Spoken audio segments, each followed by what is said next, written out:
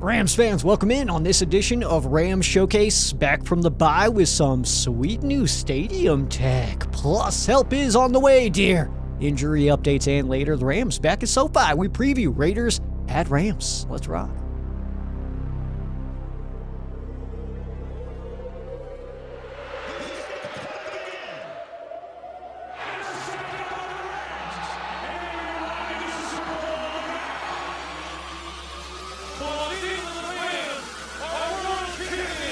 This is Rams Showcase with your host, Sheriff Joe Bags. Yes, welcome into it, Rams Showcase. I am Sheriff Joe Bags. RamShowcase.com, at Sheriff Joe Bags, at Rams Showcase.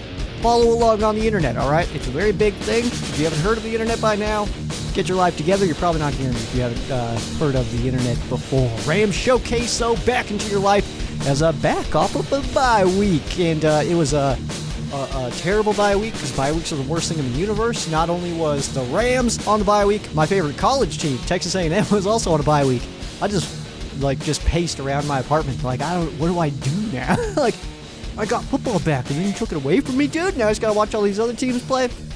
But that's A-okay, all right? So, obviously, big old Raiders game going on this weekend. Third of three home games to start the season for the Rams against a fan base who is probably going to blow it out. So, heads up on that. And also, hey, tickets available, man. Be part of the good guys, all right? Be in there wearing some Royal and Soul and get rid of that black and silver that's going to be hanging out in the stadium. But I did kind of mention that we get some new stadium tech for this game, which is actually kind of interesting. I don't fully understand it yet, but maybe I'm also not supposed to fully understand it. Maybe I'm supposed to just know that it's awesome, because that's also an option here. As Genius Sports teaming up with the LA Rams, and now fans can use what is called Genius IQ at home games. You can do it from the stands and check out real-time stats and other analytics, such as players' real-time speed. I gotta say, if a play is happening, I'm definitely not looking at my phone to see how fast that guy's going. I'm watching, but hey, we all watch games differently, and there's no bad way to be a Rams fan, that's for sure. You can also check out like things like how long the quarterback has from snap to sack, anything like that, or getting rid of the ball. So it's kind of interesting, and I'm curious to see where this kind of leads, because right now it's just in stadium. I would fully anticipate that eventually at some point this will become tech that is available no matter where you're at in the world, where you can kind of watch it all unfold without needing to be on a TV or anything like that. You just have an app and be like, oh dang, Tutu's going 22 miles an hour right now, heading straight for 6, dude. Like, that could be a possibility. So something that maybe we'll see eventually, which would be rather cool. So we also had our bye week, which is no secret to anybody. But we also didn't see any moves, no trades, no transactions, and I know that I kind of mentioned it in what was that, last week? Maybe it was 2 weeks ago, that I'd kind of mentioned it of like, hey, if the Rams don't make any moves here, they're kind of telling us something. I want to pull that back a little bit. I want to walk that comment back just a little bit by saying, like, if the Rams, my comment was to clarify that if the Rams don't make any moves during the bye week, then maybe they're just trying to make it through the season and then whatever. But if they make some moves, maybe we kind of know where this team stands and is going to be, fighting for it come later in the year. But the part I want to walk back is simply that the trade deadline is November 5th, which is 3 games away from us right now. We get the Raiders, the Vikings, the Seahawks, and then the trade deadline. And the reason I think that that's important is because I think I want to keep that same mindset of like, hey, if the Rams are not doing anything, we're not trying to make any moves, we're not trying to make any additions, nothing, then maybe we're not going for it this year. I want to change that mindset from the bye week until after the Vikings game, the mini bye week that the Rams get for playing on Thursday Night Football next week. So that's kind of where I'm looking now, because that is a good time to kind of pull back and make some phone calls. We still are not at the trade deadline, so you would have that extra Seattle game to kind of still be making conversations happen if that is the case. But I think that with this game, the Raiders game, which, let's not kid ourselves, no matter what the Rams season or record looks like right now, extremely winnable game. And then who knows about Vikings? Obviously, they're coming in hot right now.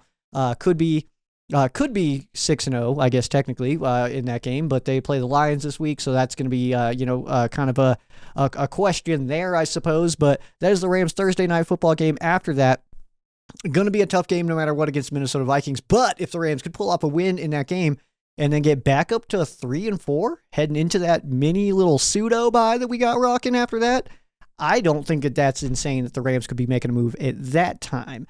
And again, 3 games. We have 3 games to play before we hit the trade deadline. So my comment about me saying, like, if they don't make any moves and they're probably not doing it, I think that I kind of got caught into the bye week being early.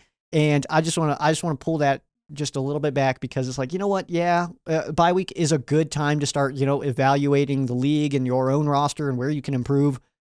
We have 3 more games to play until we get to the trade deadline. So I think I just want to change my timing on that. But the Rams, like I said, could be in a position to use that mini bye after the Vikings game to kind of evaluate. I'm not sure where the Rams would be trying to add as far as position groups go.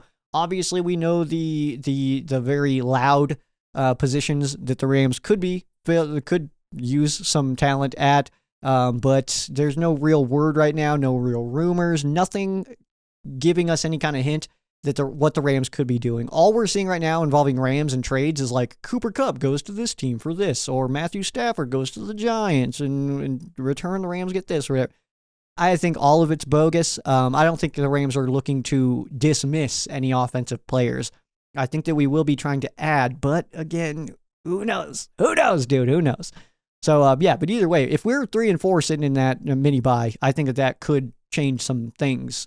But also at the same time, if we're like, 1-6 at the mini bye, then that also could change some things.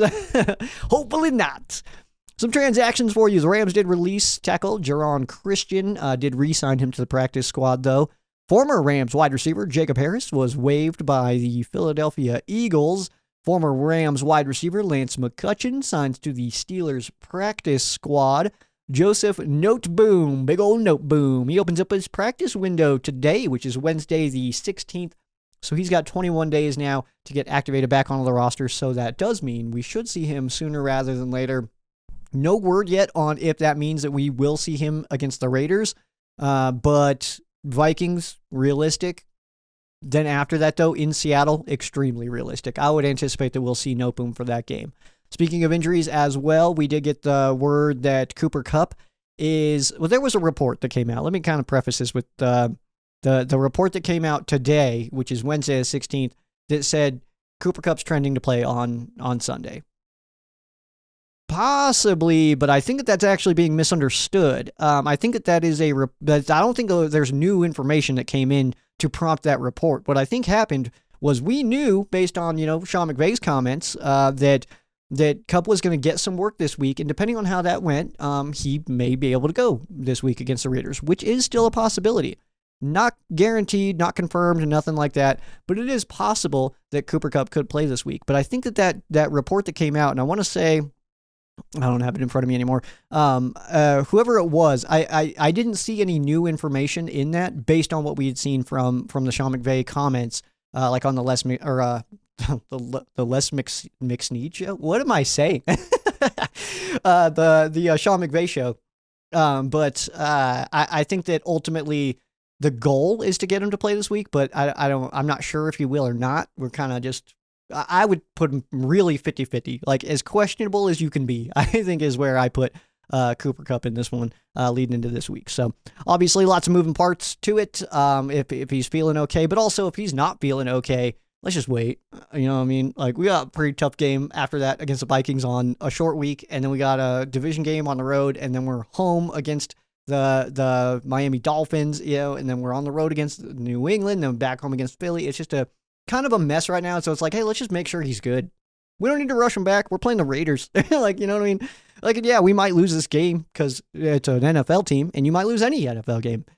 That's just the way these go. But it's the Raiders, and they're just not having that great of a season. So I just think it's relevant to to look at it that way. All right. So also this one here is a transaction that happened in the league this week that just impacts the Rams. Is not strictly Rams related, but the Raiders trading away wide receiver Davante Adams to the New York Jets. Yes, that is the Raiders losing their number one weapon right ahead of their game against the LA Rams. And the New York Jets, a December opponent of the LA Rams, December 22, then adding to the weaponry out there when the Rams make that trip out to East Rutherford to take on Aaron Rodgers, Davante Adams, and the boys. So that should be pretty fun stuff. So we got a game preview. We'll be diving into that here shortly. But first, Underdog Fantasy, today's sponsor. Over 1 million fans across 33 states got in the game last year by making picks with Underdog. It's extremely simple. My favorite part is how easy this app is to use. I'm an old man when it comes to apps. I don't want to learn the new apps, all right? But when it comes to Underdog Fantasy, being able to search for things, wildly easy. And then it just tells you very straightforward, hey, this or this, dude. Do you want this or do you want this? And then you just make that pick, and it's extremely easy. Like I said, it's straightforward. Signing up is even easier. Just head over to Underdog's simple-to-use mobile app or UnderdogFantasy.com. You sign up with promo code SHOWCASE, and Underdog will give you a free pick to use on your first Cash Pick'em entry, plus up to $1,000 in bonus cash when you deposit. That is Underdog Fantasy. Promo code SHOWCASE to claim your new customer special of a free pick. And your deposit offer must be 18 and up, 19 and up in Alabama and Nebraska, 19 and over in Colorado for some games, 21 and over in Massachusetts and Arizona, and present in the state where Underdog Fantasy operates. Terms apply. Void in Colorado. Concerned with your play? Call 1-800-GAMBLER or visit www.ncpgambling.org in Arizona, 1-800-NEXT-STEP. You can also text NEXT STEP to 53342. In New York, call the 24/7 Hope line. That is 1-877-8-HOPE-NY, or you can text HOPE-NY, which is 467369. Again, it is extremely easy to use. You just go higher, you just go lower. All your pick'em entries, extremely easy to put in. And it's the simplest stuff, too. It's passing yards, it's passing touchdowns, it's receptions, it's assisted tackles. It's extremely, extremely easy. And that is my biggest thing. Again, I am an old man when it comes to these apps. I don't want to learn your new apps, all right? But when they're as easy as Underdog Fantasy, hey, no issues on this end. Rams Raiders full game preview. That is headed your way after this break on Ram Showcase.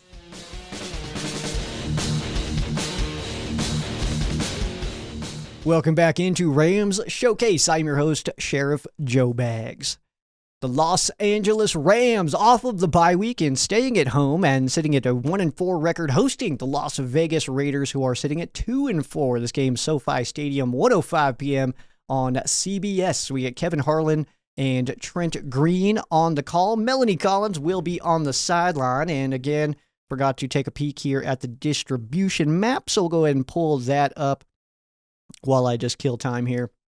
We get Kevin Harlan and Trent Green, though. That is the second time that we've been on the CBS broadcast, as our most recent game, the Packers game, being at SoFi. That was also a CBS game. This one makes a little bit more sense considering that it is an AFC team on the road. NFC at NFC, that didn't make a lot of sense, but also I think that that rule is kind of done now. I don't know if they still do that as strict as they used to, but yes, Vegas at the Rams.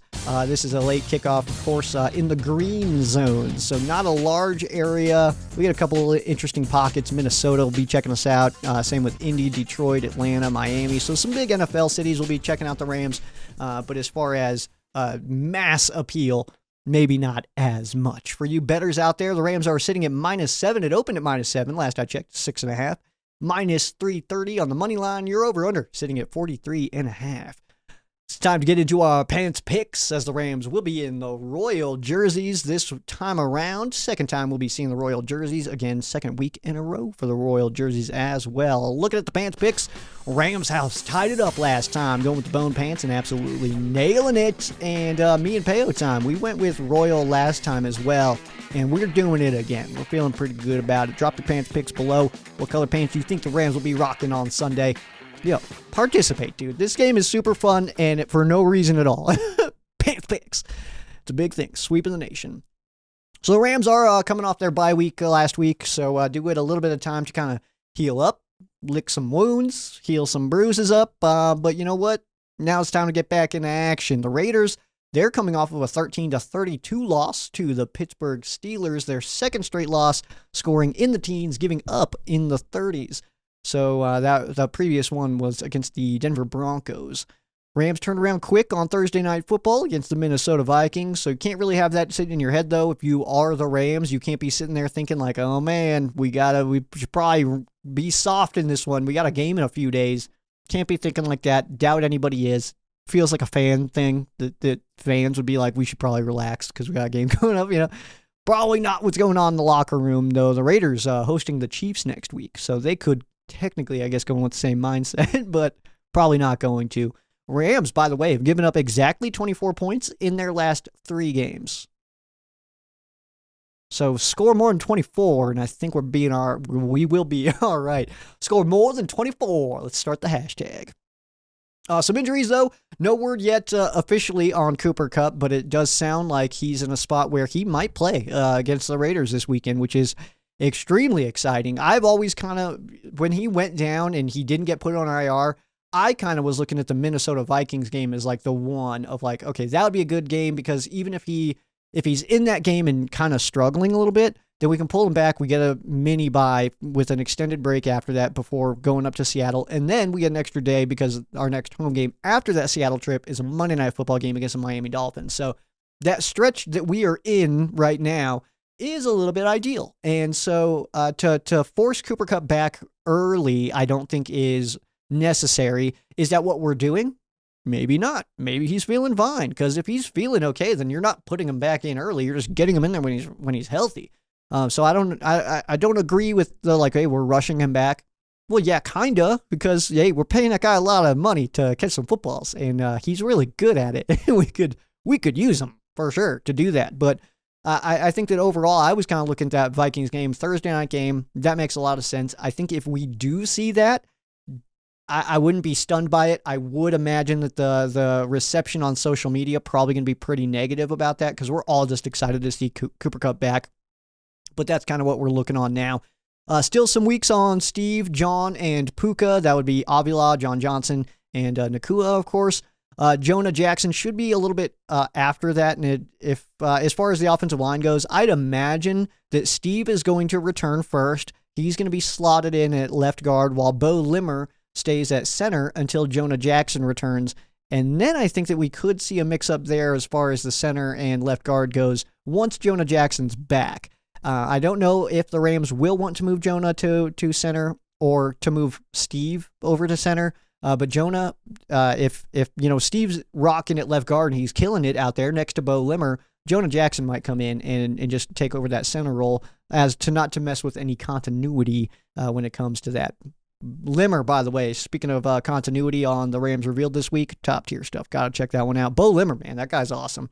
I didn't realize he's bigger than I thought he was. And I don't know if in my brain I was just like, he is Brian Allen. And I don't know if that makes sense to anybody else, but now I can't get out of my head. The literally same number, too, is Braden Fisk. Looks exactly like Brian Allen to me. Can't get it out of my head. And when I see him running around, I'm like, what is Brian doing out here playing defense? Too many beers is what that means. But kind of some things that we're looking here for this game. And I will say this, and this seems to be the trend that is being echoed throughout the internet hallways of the Rams world. And that is that the gap between the Rams in last place of the NFC West and those two teams up top, not very big. And those two teams up top also aren't playing very good football. So it seems to me that the trend is, hey, yeah, we might be 1-4, but we are right there. We're one loss behind those guys. They're what, 2-3? We're sitting here. We're so close to, I'd have to look at it again. I don't have it in front of me, but we're sitting right there. All right. We are sitting right there. And it does kind of feel like this Rams team is not as bad as it's getting credit for. If that makes any sense. Like, Rams fans are done on the season, it seems like. Overall, on the average Rams fan. If there was an average Rams fan, we would create this person, I think, just to have it. But like an average Rams fan thinks that, hey, we're 1-4, burn it down, maybe we'll be back next year. I'm sitting here thinking like we are not that far away from first place. We could win this division. we could host a playoff game. What do we talk about? Season's over, dude. We could win 3 games and be in first place. A pretty good deal to me, man. Pretty good deal to me. Maybe I'm alone, but all things considered, I just don't think that we've been playing that bad. We have one game that wasn't one possession game. That was the Arizona Cardinals game. And it kind of seems like Arizona was like, we are not going to lose to the Rams again. We will do anything. And they came in ready to play. Give them credit, man. Give them credit. They came in, they played a good game, but it also did kind of have vibes of this is their Super Bowl. This is what they're living for. They're living to beat us. The last time before in Arizona that the Cardinals had beaten the Rams was Aaron Donald's rookie season. So it's been a bit, and it feels like those fans and that whole team was just ready to kind of turn it up against the LA Rams. But we traded away our last remaining captain right before the season, and that's kind of my comments on the fact that the Rams are not playing as bad as I think they're getting credit for. Because defense, in fairness, rankings, all that stuff, bad. Run defense, bad. But again, we traded away our last remaining captain, an inside linebacker, right before the season started, and tossed in a couple of dudes who, let's face it, aren't the guys. They're just not. Troy Reeder and Christian Roseboom are just simply not the guys to hold down that job long term. They're filling in. That's what we got right now. There are temporary guys, and I think that once we kind of understand that and kind of accept that, it will be a lot easier to kind of watch them play because, and I've got no interest in trashing these guys. As long as they are our linebackers, I wish nothing but the best for them. I don't hope that they do well just so I can tell some other fan, like, see, I told you that guy can't tackle. I don't want that at all. I'd rather be like, dang, I was wrong about Christian Roseboom. That guy's a monster. I would way rather say that I'm wrong and have these guys be awesome than me sit here and be like, well, see, I told you. They're just not very good. Yeah. So I just don't understand what good that does for anybody. But they're playing about as well as we could expect them to, considering we traded away our captain and captain of that position group, the team leader of our defense, right before the season, and then told them, like, yeah, you're our guys now. That's a tough ask, man. That is a tough ask. I don't care how talented those guys are. In 5 games, that's about what we should expect from that. And I went into the season knowing that the first 5 weeks until the bye week, kind of our preseason. Now that's over. Now it's time to start making some tackles. Stop missing so many tackles. Stop whiffing on the quarterback. Stop getting blown back by offensive linemen. Time to start making some plays. All right, now it's time to really get it rolling, all right? Without Kupp and Puka, though, the offense is kind of impossible to assess. It does just feel like we're missing 2 guys who can run routes and catch insane footballs and have an absurd connection with our quarterback. Feels like that's exactly what we're missing, which is oddly enough exactly what Cooper Kupp and Puka Nacua bring to the table. So obviously we're missing them. Getting them back will be huge, but our offense, we can't judge our offense until those guys are back. I think we're even top half technically as far as rankings go. We're top 12 in passing the football, and those guys are just going to make us better. We're a top 5 unit when those guys are on the field. Change my mind. You won't be able to. And the offensive line also playing, I think, as well as we could hope for them to play. I think they're playing better than I had hoped, considering the injuries along that front. Obviously, having our tackles back in AJ and Big Rob on the outside, obviously that's absolutely massive. We still got Limmer and Brusso playing on the inside, so once we can get Jonah as well as Steve back on that offensive line, I'm feeling pretty nice about it. And then at which point do we have to kind of just understand that, like, hey, our offense is the one carrying it, all right? Defense, just do your best. Offense, put up as many points as it can, all right, is kind of where it feels like we are going to enter as we get into the middle of this season. But maybe it's just me being a bit of a homer, being like, hey, we're not that bad. You know, maybe, because we're also 1-4, and the name of the game is winning football games. And if you're not winning football games, you're not doing a good enough job. The whole ideas of like those years where the Jags lost like 14 games, but all by like 6 points, and it's like, well, yeah, you're close, but you either turn the corner or shut up about it, because no one cares about you, how close you were. Like, dude, did you see we almost won 14 games? Nobody's gonna care about that whatsoever. So that's. Obviously, maybe I am just being a little too homery when it comes to these LA Rams. But a struggling Raiders team who just traded away their top weapon, Crosby. He said that that Davante and he were a package deal. And also this trade coming in, heading into week 7 here is timing wise, it kind of feels a little bit like the Raiders are packing it in. And I wouldn't be surprised if by the time this game is played, Max Crosby is not a member of the Raiders. I wouldn't be surprised. I don't necessarily think that anything's imminent, and maybe that comes in a few weeks or something, but I don't think it's impossible. Raiders are going through some changes, though, and again, they just changed their quarterback. They went from Gardner Minshew to Aiden O'Connell. They traded away their top weapon. They're packing it in. They just are. The evidence is there. They didn't put in Aiden O'Connell because they were like, if this guy starts playing, though, watch out. Like, that was not the case about the Raiders. And then obviously you trade away your top weapon. He didn't want to be there, all that stuff. It's a mess. But either way, 2-4 doesn't exactly sound sexy, but it's a start and it's a move in the right direction. You can't get to 500 without getting to 2-4 first, or, even like 2-5, I guess, is technically, in there. But we got to start stringing together a few of these. Not really worried about looking at playoff races yet and, where the Rams are in the wild card. So we're closer on talking about top draft picks than playoff spots right now. So we'll kind of get there as we get a little bit of clarity as the season kind of unfolds and where we're going to be slotted on, power rankings and overall standings and all that stuff. But overall, I think right now it's just like, hey, get the wins you need to get. And a Raiders game at home off a bye, a game you have to win. Just simply have to win this game. Let's take a look at the matchup on this one. Rams offense against that Raiders defense. In total yards, Rams are 15th in the league, so yeah, technically upper half there. The Raiders defense, though, 13th in the NFL, giving up just about the same amount of yards as the Rams are gaining, so that's about right?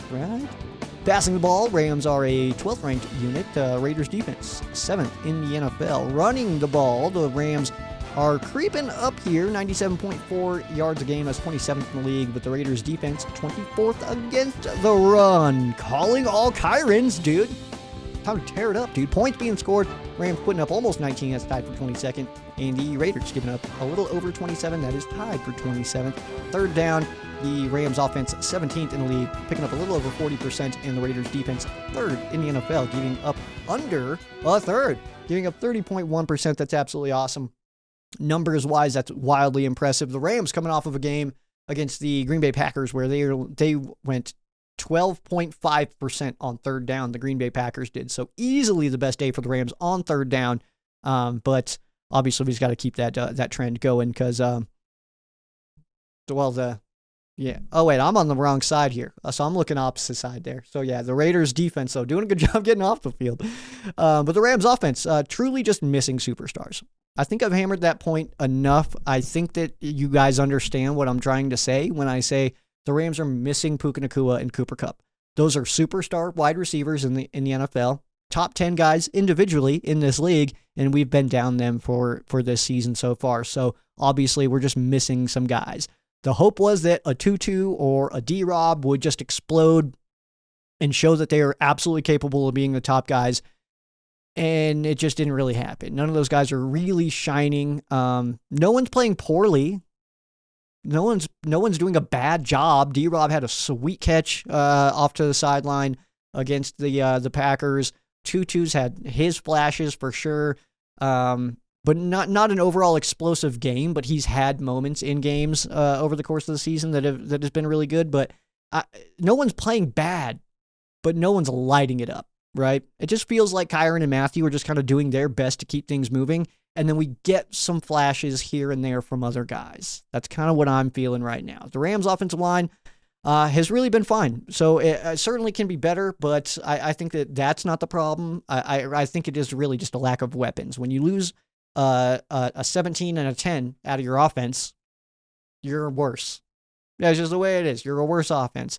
It's not to say that that we can't, get some big plays, get some wins. We literally beat the Niners, but I think overall we are just really missing those weapons. It's not Stafford. It's not Kyron. It's not the line.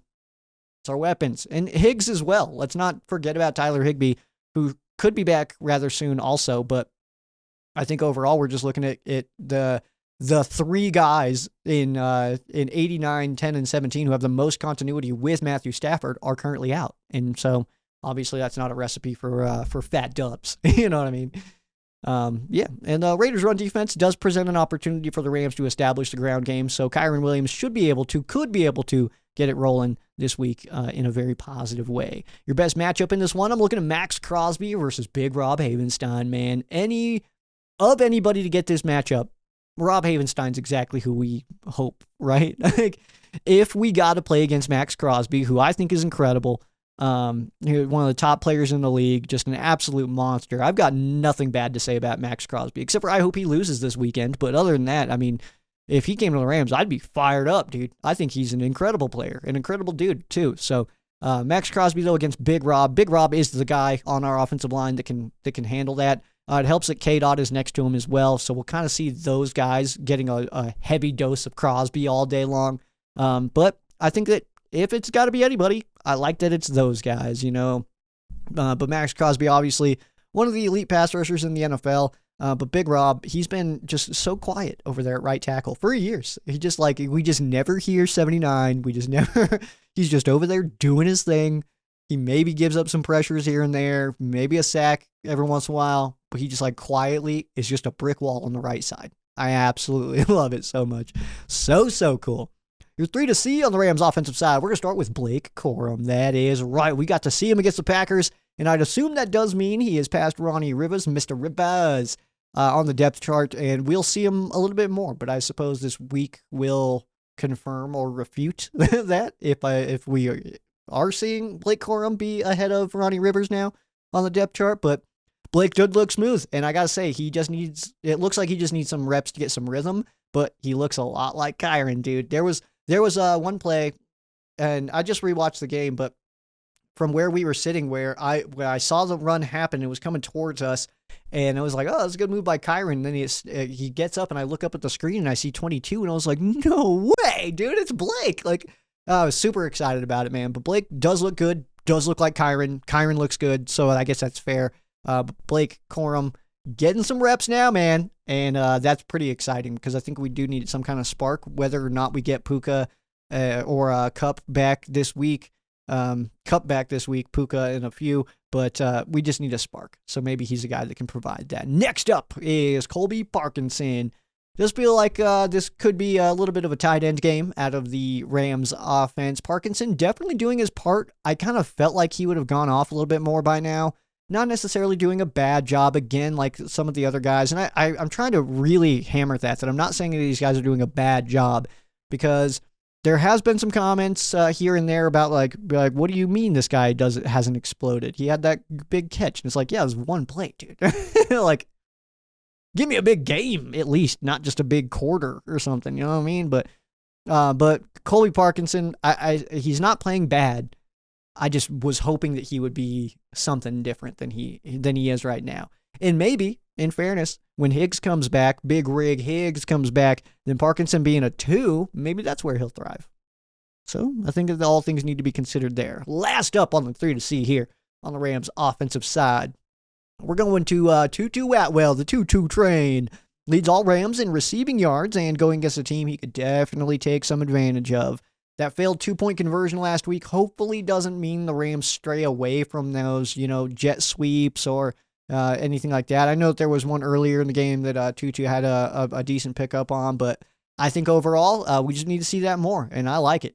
I like it a lot. I just think we need to see the blocking of 10 and 17 out to help spring those a little bit. Again, another area where we're missing these guys. It's not just picking up 3rd and 5 on a cup slant or anything like that. It's the blocking. It's a lot of things.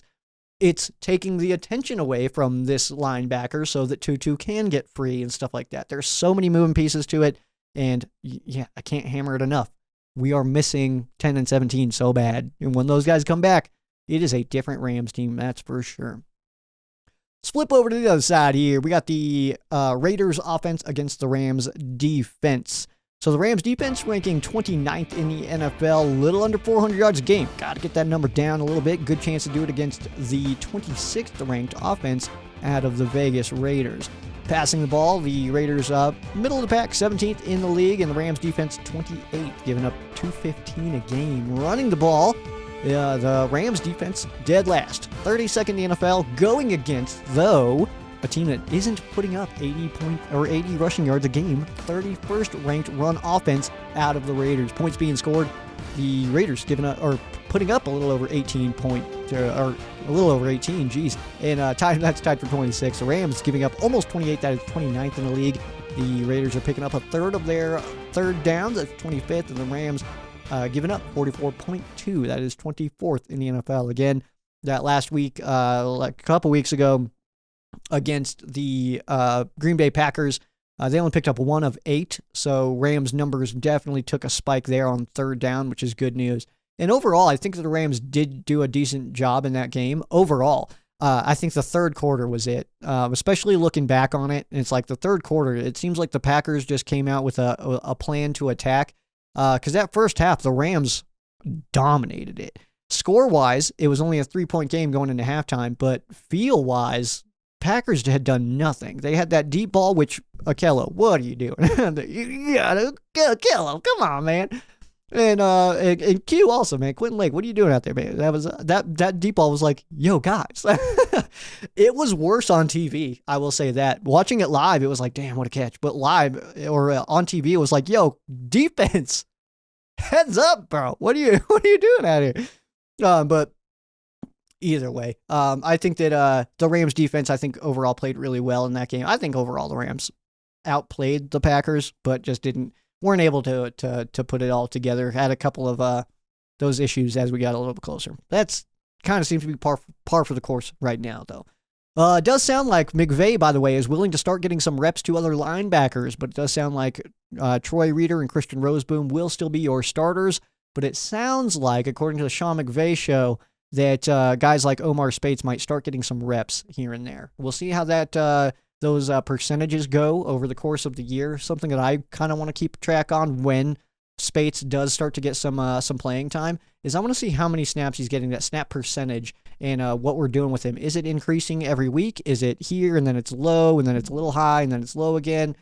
Because that will tell us how the Rams are feeling about his play and whether or not he will take over a starting role by the time the season ends. Darius Williams, his return was definitely felt, but so was his rust. So he's got to get a little bit more settled in. There was that play, that deep ball in the third quarter to Tyler Kraft, where I felt like Darius Williams had terrible effort on it. It's some leniency because, first of all, I'm not a football player, and also because it was his first game back. So there is a little bit of leniency on my end for that. But, I mean, either way, we want to see those plays get made. It seemed like he just kind of walked him to the end zone a little bit. Rams run defense needs something, some kind of spark, right? The Raiders run offense is rough. This could be a good chance for the Rams to gain some confidence back in that world. So we'll kind of see how that unfolds. Feels like we need somebody to step up when it comes to run stuffing very specifically. That brings us to our best matchup of the week. I'm going to go with Byron Young versus that beat-up right side of the Raiders line. Of course, watching the injury report as the week goes on, and it is only Wednesday, so not a good injury report to look at and doesn't really tell us much. So by the time I'm looking at banged-up dudes on the injury report on Wednesday, a lot of things change. A lot of people get added, people get removed. It's all kind of chaos, so that's why I don't really dive into too much injury stuff. But right guard and right tackle dealing with some stuff. So we'll see what BY is able to do on that end there. Rushing O'Connell will be huge this week, though. Byron having a big day could be very, very good for the LA Rams. Your 3 to see on the defensive side, we're going to open it up with Jared Verse. I'm putting him here until it happens, all right? This is every week until it happens, all right? He's getting close, and it is only a matter of time until he's getting home. Too many missed tackles. That does need to stop, but I can feel it. It's coming, dude. It is coming. Next up on your 3 to see is Kobe Turner, the Rams' current sack leader, and needs to just go ahead and get a bunch more. Get that streak going, man. Get those sacks rolling. Force the quarterback into some other dudes for sacks. You know, if he can get some pressure and force an O'Connell to turn right into the arms of a Verse or something like that, could be pretty sick. But such a leader of this defense, man. And only in his second year. Are we watching the sophomore season of a Hall of Fame career? I think it's time to start asking those questions, because we could be asking that same exact question when it comes to Puka Nacua as well. And I just think that overall, we got to look at these last few draft classes out of the LA Rams and say, who might be a guy, like an actual, like a guy, you know what I mean? Like a Hall of Famer. Could we see a bronze version of Kobe Turner's dome sitting in Canton one day? I think so, man. I think it's possible for sure. So also, he feels like if the Rams get a spark on defense as far as stuffing the run, feels like it's him. It feels like he's doing a Michael Brockers role in an Aaron Donald world, man. I didn't plan that sentence, and that's so funny to me.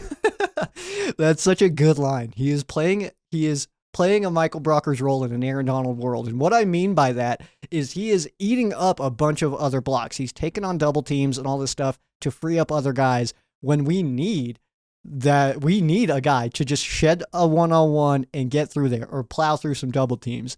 God, that's so funny, dude. Oh my God, I stand by that so hard. That's so good. Oh man, I'm going to pat my own back on that one for a while. I also didn't write down a third of my 3 to C, so I'm going to dome this one real quick. I'm going to go, let's see here. I don't know, why did I do just 2 to C? That's not enough people to see. We need at least one more. Let's see, 3 to C. You're watching the process. This is how I do it. So let's go with Quentin Lake, man. All right. And I almost want to go with secondary in general, but let's go with Quentin Lake because he is the captain here, and he needs to be the one to spark this unit. We have seen Trey White be a healthy scratch. We'll see what happens there regarding his availability this week and on Thursday night football against the Vikings. But overall, man, Akello coming back. We've seen some rust, but we've seen some good stuff. Darius Williams coming back. We've seen some rust, but we've seen some good stuff. I think that overall, we're in a spot right now where we are seeing some good plays, but just inconsistent play in the secondary. And I just think we need a spark there. Quentin Lake needs to be a guy who honestly just gets like 3 picks and one for a touchdown or something like in a game, and just be like, see guys, we could do this, you know. Jalen getting that pick 6 obviously was super, super exciting. Jordan Love's first career pick 6. It happened to be a UDFA and Jalen McCullough. Like, he's going to tell that story forever. And I absolutely love that. I think that's one of my favorite things about that moment is that, like, Byron Young, first of all, get the sack, dude. What are you doing? But also for Jalen, man, to be able to say like, oh yeah, I was undrafted by the Rams and I barely made the roster, and then I picked off Jordan Love at SoFi Stadium and took it to the house. Like, like I said, his version of that story is probably so sick, and I'd love to hear that in like 30 years. Jalen McCullough telling his story there. So that is it. Your 3 to C on the Rams defensive side. Verse Turner Lake. Connections on this one. Former Rams who are now on the Raiders. So we have Darius Swinton II. He was with the Rams St. Louis days, 09 to 11. Running back coach Carnell Williams, Cadillac. He was with the Rams in 2011. Cornerback coach Rocky Manning. He was with the Rams 06, 07, so a while back. Guard Jordan Meredith. Maybe a name you recognize, maybe not. He was with the Rams in 21. Limited time. And wide receiver Alex Bachman. He spent some time with the Rams post-Super Bowl loss against the Patriots. That was 2019. Bachman spent some time with the Rams. Former Raiders who are now with the Rams. Quarterback Jimmy Garoppolo. He was with them, of course, last year. And senior offensive assistant Jerry Sholplinski. Pretty sure I nailed that. Yeah. And let's see. NFL connections. So we have Hunter Long. He played in Miami with defensive tackle John Jenkins, defensive tackle Adam Butler, and defensive tackle Christian Wilkins. I didn't realize that they just like took their whole grouping over to Vegas there. Matthew Stafford. He played in Detroit with running back Amir Abdullah. Jimmy Garoppolo played in New England with Adam Butler. Kevin Dotson played in Pittsburgh with linebacker Robert Spillane. D. Will played in Jacksonville with Gardner Minshew. Kayvon Calavon? Whoa, why am I brain farting on that name right now, Chaselin? And defensive coordinator Mike Caldwell. They all played in Jacksonville together. Troy Reeder played with the Chargers with wide receiver Jalen Guyton. And Cam Curl played in Washington with Q Blue Kelly. Colby Parkinson played in Seattle with cornerback Q Blue Kelly. I'm pretty sure I'm saying that one right. As well as Ben Brown. And Sean McVay was an offensive assistant in Tampa with running back Carnell Williams, Cadillac. I remember being so fired up, dude, when the Rams signed Cadillac Williams. And who else was it? Jarius Norwood that year. I was like, yo. Which is so funny to think of now. Like, we got Cadillac and Jarius, dude. We're unstoppable. Some college connections for you. Cam Kinchins played at Miami with defensive tackle Nesta Jade Silvera. Sweet name. Wasn't even going to put that one on here because I'd never heard that before, but that's such a cool Nesta. Sweet name. Love that. Cam Curl and Bo Limmer played at Arkansas with tackle Dalton Wagner and Colby Parkinson and Ron Gould, Rams running back coach. They were together at Stanford with cornerback Q Blue Kelly. The guy's all over the place. Some milestones that we're looking at for this matchup. Matthew Stafford, he does need 16 completions to pass Dan Marino for 9th most in NFL history. Probably will get that this weekend. Needs 67 completions, so we've got a few weeks for this one left, to pass Kurt Warner, 5th most in franchise history. So creeping up there as well, and will officially have more pass attempts as a Ram than Bob Waterfield in his next 18 throws. So we'll probably see that take place at SoFi Stadium on Sunday. Maybe he'll go 18 for 16 and pass Bob Waterfield on Rams pass attempts and pass Dan Marino for completions in NFL history. Would be pretty sick. Kyron Williams, let's take a peek here. He needs 58 rushing yards to pass Johnny Drake for 25th most in franchise history. He needs 1 rushing touchdown to tie John Arnett for 18th most in franchise history. Needs 2 rushing touchdowns to tie Cullen Bryant and Willie Ellison for 16th in franchise history. And his 22 touchdowns since the start of the 23 season does lead the NFL. I thought that was just cool, though, getting, 2 more rushing touchdowns. He tied with Cullen Bryant, who you might remember scored a touchdown for the Super Bowl for the Rams against the Steelers. That's pretty cool stuff. I live in Colorado Springs, Colorado, which obviously Cullen Bryant, Colorado Buffalo. I point that way because their school's like 2 hours that way. But Cullen Bryant actually he lived in my city. His final years were in my city, and he died in his home in Manitou Springs, which is essentially just my city. Like, it's kind of like how, I don't know, like Inglewood in LA kind of thing. You know what I mean? Like, it's just Colorado Springs. So, he died in his studio apartment in Manitou Springs, which is unfortunate. But I actually met him one time at the bus stop. He rode the city bus here, and I remember I was sitting downtown, or I wasn't downtown. I was at the Citadel Mall in Colorado Springs, sitting there waiting for the bus. I was in high school at the time, and I'm sitting there wearing my Rams hat. And there's this guy sitting next to me at the bus stop, and he's like, "Hey, you a Rams fan?" I was like, "Yeah, it's pretty. Yeah, I'm a big Rams fan." Like, and we're terrible at the time. I was in high school, so this was like, oh wait, And I just remember him being like, "Oh, that's cool, man. I used to play football." I was like, "Oh, right on. I love football." Like, whatever. He's like, "Yeah, I actually played for the Rams too." And it's like, "No way, that's awesome." And then I didn't recognize him, and then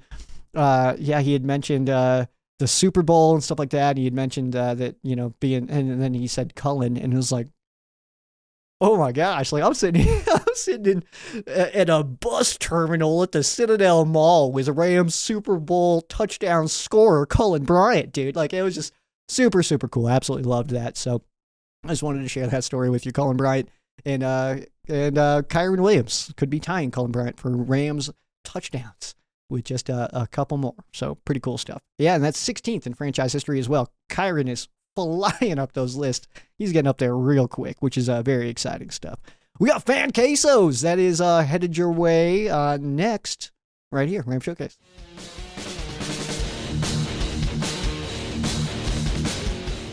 Ram Showcase. I am Sheriff Joe Baggs, and it's time to get into our Fan Quesos. I know we got a few over here on the Facebook page, and I didn't get set up beforehand.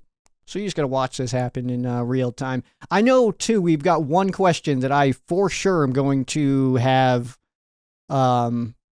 somebody, you're going to hate it. That's all. You'll know. You'll know.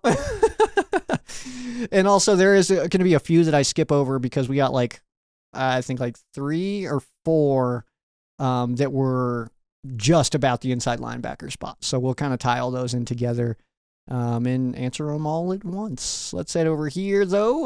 Facebook page. So first few are going to come from Cody. Let's see here. Do we make a trade this season for offensive help, or Max Crosby would be dope? I doubt Max Crosby comes over to the Rams. I think that would be, I don't know. I would love Max Crosby because Crosby's an incredible football player. But I like our young guys, and I'm kind of in a spot where I want to see these guys just grow together, I think. Because if we brought in Max Crosby, we're going to want to extend him and stuff, right? Like, we're going to want to keep him around for a little while. But honestly, I like this foursome that we've got up front right now. They're pretty fearsome, you might say. And so I don't think that'll happen. As far as a trade on offense goes, I don't think so. I think that if the Rams make any moves, it's going to be linebackers or secondary. That would be my guess here. Next one here from Cody. How do you feel about Cooper Kupp's lengthy injury history? If he has another major injury, what are the chances we move on from him soon? Hopefully he gets healthy. Yeah, I think that overall nobody is untouchable, and I think we've seen that the Rams are willing and able to move on from guys, despite their names. As far as Cooper Kupp and his lengthy injury history, it's football. It's a very aggressive game. It's a very violent game. People are going to get hurt, and Cooper Kupp has dealt with more injuries than maybe your average NFL wide receiver, but they're all legitimate injuries. It's not like he's faking it or anything. So I think that he just plays hard, and when you play as hard as Cooper Kupp does, you're going to get a little bit beat up sometimes. People are going to have to play you hard to, make tackles and stuff. He's hard to tackle. So people play him very difficult, but people come after Kupp hard because he's doing the same thing to them. So do I think that his injuries would lead to a trade? No, I don't. Simply because we know what a healthy Cooper Kupp is. And a healthy Cooper Kupp is the most talented wide receiver in the NFL. Nobody can run a route like Cooper Kupp. Nobody. Kupp's got incredible hands. He's got incredible vision. He's got incredible feel. He's got a great connection with Matthew Stafford. And I think that the Rams trading away Cooper Kupp would be telling him and the rest of the NFL, hey, Kupp, your career's done. I really think that that's what that would be. I think that we would trade Cooper Kupp when we knew that he's done. Kind of like a Todd Gurley situation. We held on to him an extra year, probably longer than we needed to, but then we knew for sure. So next one here. With Kupp having a chance to play this week, do we really need him versus the Raiders? Or should we save him a few more days for Minnesota? That was kind of where my brain was at, Jesse, with not pushing him against a team that we should beat even without him. But again, I mean, who knows, man? If he's healthy, play him. I don't think that there's any reason to save him if he's feeling totally fine. So from that standpoint, if he's healthy, play him. You play Cooper Kupp, you play to win the game, Nick, where's your Rams making the playoffs meter at? 1 to 10. 1 equals no way. 10 is absolutely making the playoffs. I'd go middle of the road here, man. I'd go pretty 5-ish. I'm feeling pretty 5, because I think that overall we have to realistically look at this team as a 1-4 team, because that's literally what we are right now. And you are as good as your record says you are. So we're a 1-4 football team. If you are watching the tape, watching the games, watching the momentum of these games, I think overall the Rams are doing just fine. It just seems like we're missing some superstars, which we definitely are. So I would put it middle of the road, because I think that this team is definitely capable of turning it around and stringing together some dubs and winning this division. But I also think that this team is in a spot where, hey, if one guy goes down, it might implode. Like if Stafford goes down, we go from being a team who is in every one of these games to looking at the offseason. And is Jimmy Garoppolo somebody that we should extend for the future? Or should we be looking at, what are we doing? That's legitimate. Matthew Stafford's health, I think, is kind of what my true hope hinges on. because the drop from Matthew Stafford to Jimmy Garoppolo is palpable. It's a real thing. So I think that has to be considered. Next up here from Gary. When do you think coach will finally make changes at inside linebacker? Will this be the week? From the sounds of it, no. Based on what Sean McVay said in the Sean McVay show, it sounds like no. But it does sound like other guys are going to start getting reps. So that's a good thing. To get those guys, to get a Spates in there. And I think that watch the McVay show this week, especially if you're worried about the linebacker position, or if you're the one sitting here saying like, hey, we got to start Spates, because I think McVay does a decent job of being like, it's not that easy. Like, it's not that easy just because he had a good preseason to be like, yep, he's our starter, go get him. Like, it's like, dude, Troy Reader and Christian Roseboom have been in this defense for a few years. They've been in the NFL for a few years, so they kind of have just a better feel for everything. Preseason game plans are not real. So to have a guy go out there and make plays, and let's not forget that a good chunk of those plays were special teams plays. Did play well on defense, but a lot of those tackles that people are remembering were pump coverages and stuff. So I think that we also got to take a beat to kind of think about the fact that running a defense and getting other people in position is a lot different than just finding a hole and hitting a guy in a preseason game. So am I sitting here today saying that Troy Reader and Christian Roseboom are better football players than Omar Spates and Jake Hummel? Not necessarily. But I'm not saying that. I'm not saying that. Does that make any sense? What I'm saying is that today, on October 16th, 2024, heading into a Week 7 game against the Vegas Raiders, we've played 5 games under their current lineup now in this season. Do they give us our best chance to have positive defensive plays? Probably. And maybe you disagree with that, and that's totally fine. You're allowed to disagree with things that I say. But it feels like those other guys, like Omar, specifically Omar Spates, it seems like he's still learning the defense, the league, and how to get other guys in positions and stuff like that. I think that we're too quick to forget on a good preseason performance that he is an undrafted free agent. He almost didn't make this league. And we're like, nope, play him. And it's like, well, it's just not that easy. If he went in there, he'd probably have some plays where we're like, what? That's probably just the way it would go. So I think that's where I'm at with that, I think. But to answer your question, yes and no. We are going to start seeing other guys filter in, but it's not going to be a full takeover. Over to the YouTube channel. This one here, starting with Rams House. Peo style question. You are to create a 7-on-7 flag football team. You're one of the 7. All right. To compete against the best flag football team. That's us. We can't compete against ourselves, dude. What are you talking about? It says, what players do you pick from the Rams to help your team thrive? They can be past and present. Killer question, dude. Love this one. So obviously I'm going to need me. Have to. Those are the rules. Next up, give me Matthew Stafford. The best, most talented quarterback the LA Rams have ever had. Fight me. Next up, give me Marshall Faulk. Dude, you are not grabbing a Marshall Faulk flag. Dude, he's shaking you all day long, dude. There is not a chance that you are getting that flag off him. Next up, give me London Fletcher. Because I don't care who you got on that side, dude. You're not getting out of the reach of a London Fletcher. He's getting your flag. All right. So that's me. That's Marshall. That's Matthew. That's London. So I need 3 more. Give me my boy Isaac, the Reverend, dude. Because obviously you're not gonna stop. You're not gonna stop that.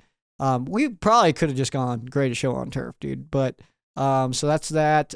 Give me Jalen Ramsey, number 5, dude. You're not gonna get any passes past him, that's for sure.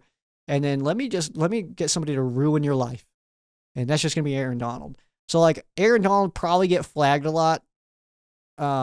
Probably is a little too aggressive for flag football, But you know what? I think I need that in my team. I think we need to establish some dominance. You know, you need to establish that like you're not to be messed with. And AD gonna do that for you.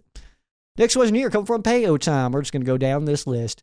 What are your thoughts on the Rams' special teams improvements this year from last year? Do you believe they are more of a don't lose the game unit or more of a help win the game unit? Definitely a help win the game unit. I think it's this unit's playing really well. Obviously, we've seen some misses from Cardi, but overall, this unit's not doing anything poorly, and not in a don't lose the game kind of way. I think that we've seen them do fakes. So I don't know. I'd say this special teams unit's doing awesome, and I think that Chase Blackburn deserves a little bit of love. I was a little harsh on him last year too, and maybe it was because of the players that were out there, but doing much better this year, and I'm glad that he came back for sure. Next one here from Rams House. When will we get one of those games where we see a sack party? Maybe the Raiders? Again, the pressures are there, but hope to see that turn into production soon. You know what, man? It's actually kind of funny you bring this up because my prediction on this is Vikings. My prediction is the Vikings game. The Vikings are a team that I think will come in. I mean, obviously, every team comes into Thursday Night Football with kind of a bogus game plan because it's hard to install a full game plan when you got just a couple of minutes to get it ready. So I've been thinking of that one, man, as my game that I think the Rams kind of unleash some pass rushers onto poor Sammy D up there.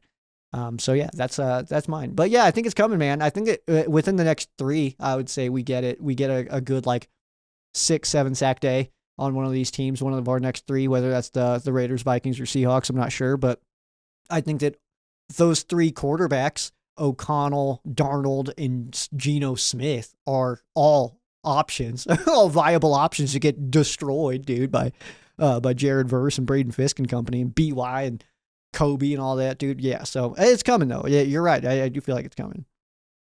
Next one here from Rams House. Saw a video suggesting Kyren Williams should be extended soon.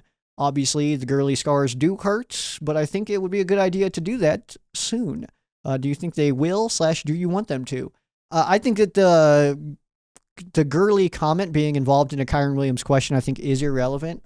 Simply because we don't have the same history on Kyren that we did on Todd. So I think that is something to consider there. I mean, I guess it can be fair because we didn't know that Todd's knee was going to peace out on us. So, but I would say they're not the same situation. We also don't use Kyren like we used Todd. So we ran Todd into the freaking ground. We basically were like, Todd, you're good at this. All right, do it forever now until you can't. Just do it every play. Oh, you can't now? All right, see ya. It's kind of crazy how the Todd Gurley situation, how that unfolded was kind of nuts. How that his whole career is kind of one of those lightning in a bottle moments. It's kind of nuts, man. But either way, to answer your question, do you think they will? Maybe. I don't think that this is going to be a conversation for in season though, because I think that this team is probably going to want to see what Blake does, right? You don't pay running backs. Most of the league kind of just agrees on that now. So yeah, I don't know, man. That's I would probably wait to see what Blake does. I would obviously like to have Kyren back. I think Kyren's an incredible player. I think Kyren could be in a position to be one of the better Rams running backs of all time, which is, I mean, a hard group to break into, but I think he's got the talent to do it. But again, you want to keep cycling running backs. That's kind of the plan always. No matter how good they are, you kind of want to cycle them. So I don't know, man. That's a tough one. I'm curious. That's my answer. I am curious to see how they handle that situation because I'm also with it either way. I love Kyren. I don't want to see him leave. But if he does, it's just gonna. I mean, it's the way it is. Players come and go. The Rams are forever, dude. Then if Kyren leaves, then it's Blaketown. Blaketown population. Blake, I guess. That checks out. I stand by it. Next up here. Paul said, do you think there will be changes to linebacker soon? So that was another version of that. I did skip another one, but yeah, soon, but not super soon. We'll see. Yes and no is my answer to that one. And Rams House, what would it be like to share a room with Christian Roseboom? This is the one, man. This is the one. I'm not going to be funny here. There, you know why, though, man? Okay, I have a question back to you, Rams House. Can you name me any personality traits of Christian Roseboom? I don't. Can anybody give me personality traits of a Christian Roseboom that does not reference in any way his play on the football field? I think I'm out of funny for these, dude. I'm out of guys I know enough about to give you answers on these questions about the room one. Because these are such personal questions as far as like personal as in like I need to know their personalities. And we have too many young guys where I just don't really understand them that well anymore, man. So I think I'm out of, I haven't felt like I've been funny in these answers in a while since we started diving into more of the depth, I guess. And Christian Roseboom is a starter, so he's not depth, but he's not in the, just readily available. He's not doing press conferences all the time. And that's kind of where we kind of see where we can learn more about these guys and where I've kind of gained a lot of my knowledge about a lot of these guys. It's press conferences. You kind of hear what they say. You kind of hear what they value and stuff like that. And Christian Roseboom, I know he was on a Rams Revealed last year, but I just don't have anything for you, man. It's like, I hate to give you that answer, but I have zero funny answers for what would it be like to share a room with Christian Roseboom. I don't know Christian Roseboom at all. And I feel like I am the only supporter of Christian Roseboom. I'm the last one. I'm the last remaining Roseboom supporter. I like the dude, but he's not getting it done right now. And personality-wise, I just don't know enough about him, man. So to answer your question, I'm not gonna. Last one here is coming from Payo Time. If Sean McVay's son grew up to be part of the Rams, what would you think if McVay is the head coach and Jordan is a player? This question is inspired by the Deion Sanders coaching his son at Colorado, which obviously has taken over the state of Colorado that I live in, man. The Deion Sanders, the prime time, you see that stuff everywhere. Also, fun thing that you probably don't care about too much, but if you go to the CU Buffs library website, as you do, the model that they used for those photos is my buddy James, who I think that's so cool. I used to do a podcast with James years and years and years ago. Me and Paul did some podcasting together. Then he also, I wanted him to get in and to play be the actor, because he does that kind of stuff. He's a model and stuff like that. Be the actor that played Daniel Rodriguez when they were going to make that movie about Daniel Rodriguez. Which I don't think they ever did. I interviewed Daniel Rodriguez and he talked about the movie and stuff like that. I don't know whatever happened to that. Maybe it's out and I'm the jerk. I don't know. But yeah, either way, the prime stuff is everywhere out here, man. It's very, very heavy. Deion Sanders, I think he's the president of Colorado right now. The whole state. He's the president of the state of Colorado. What he says goes, dude. Why do you think I had to wear that cowboy hat to California, dude? Those are the rules. But as far as this question goes, I'd first want to know any more about Jordan and if he's going to be an awesome player. Feels like probably going to be a player, right? But how would I feel about it, or what would I think about it? I've got zero emotions on it, man. Player to coach, parent, son, relationships. I don't know. Just play good football. I don't care how you know that guy. I don't care if you grew up with that guy. Like, just play good football, dude. Make the plays. Coach, call the plays. Do the coaching. Just do the thing, man. I guess I've never really thought about it. I don't know. The only way that I've thought about this is because like I saw a lot of people that were like mad because it's like hey, Shedeur only plays because Deion. It's like, well, yeah, obviously, like you didn't get that, like you didn't pick that. Like he's also a good football player, but like yeah, it's his dad is the coach. of course he's playing. What? Like, and the joke that I saw about it was like, don't be mad at Deion and his son because your son can't work at Harbor Freight with you. So funny. All right. That is our fan of quesos. Did I answer that one? I think so. I think I did. Yeah, dude, probably gonna be the best quarterback of all time, dude. Jordan McVay, Super Bowl MVP in whatever year that would be. I don't know how long that takes. How close is he to playing football now? How old is he? It's like, I think he's one. It's a couple more years. We'll be all right. Yeah, we got the Las Vegas Raiders coming to town this week, SoFi Stadium. Game is at 1:05, by the way, so not the 2:05 kickoff. We get that little bit of an early gap in there, which, let's face it, is a big old bag of bummers. It's terrible. It's stupid. It's not fun. The early games are still going on at this time. So it's cool if you're going to the game, like some of you might be. But for me, who's going to be at the bar watching the game in Colorado, less fun, because we got to hope that games are over so we can get a TV switched over. Hey, Danny, we need our TV switched. I don't snap at my waitress. Don't do that. Okay. That's going to do it for me. I think I'm getting a rambly joke over here now. Make sure you follow on socials at Sheriff Joe Bags, at Ram Showcase, ramshowcase.com. Audio version is available wherever.